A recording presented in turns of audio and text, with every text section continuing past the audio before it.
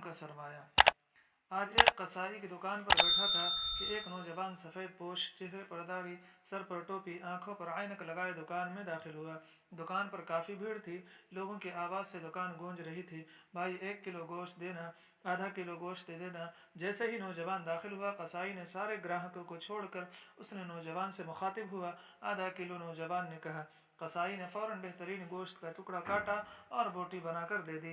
नौजवान ने पैसे देने के लिए हाथ बढ़ाया तो कसाई ने लेने से इनकार कर दिया। नौजवान ने कहा, जावेद भाई, आप हमेशा ऐसा ही करते हैं। कसाई मुस्कुरा दिया और नौजवान दुकान से बाहर निकल गया। लोग गिले शिकवे करने लगे, हम कब से खड़े हैं और कसाई को चढ़ भी चढ़ी है कि ग्राहक की कदर नहीं है। मेरा तजस्सुस बढ़ने लगा। मैं दुकान खाली होने के इंतज़ार करने लगा। ग्राहक निपटाकर जैसे ही कसाई खाली हुआ, मैंने कहा 1 किलो गोश्त करना। फिर मैंने कहा, अभी जो जवान आपकी दुकान से गोश्त लेकर गया आपका कोई करीबी रिश्तेदार लगता है। सारे ग्राहक छोड़कर आपने सबसे पहले उसको गोश्त दिया।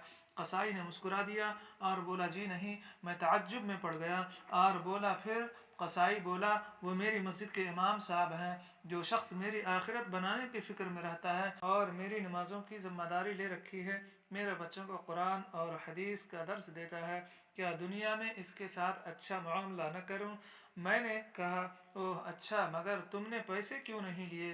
कसाई फिर मुस्कुराया और बोला, क्या तुम्हें नहीं पता मस्जिद के इमामों को क्या दिया जाता है? इतने का तो साहब आप महीने में सिगरेट पी जाते हैं। मैं सोचने लगा, वाकई बात में तो दम है।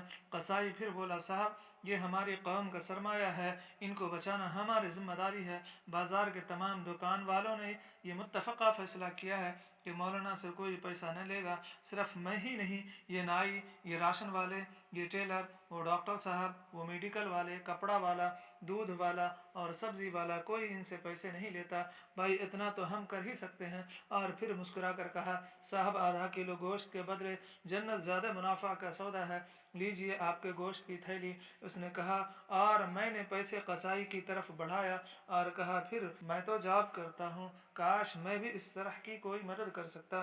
कसाई ने कहा, बहुत आसान है, सामने गली में मौलाना ने साइकिल बनने के लिए दी है, आप दुकान वाले को चुपके से भी लदा कर दीजिए और उससे कह दीजिए कि मौलाना से पैसे न ले।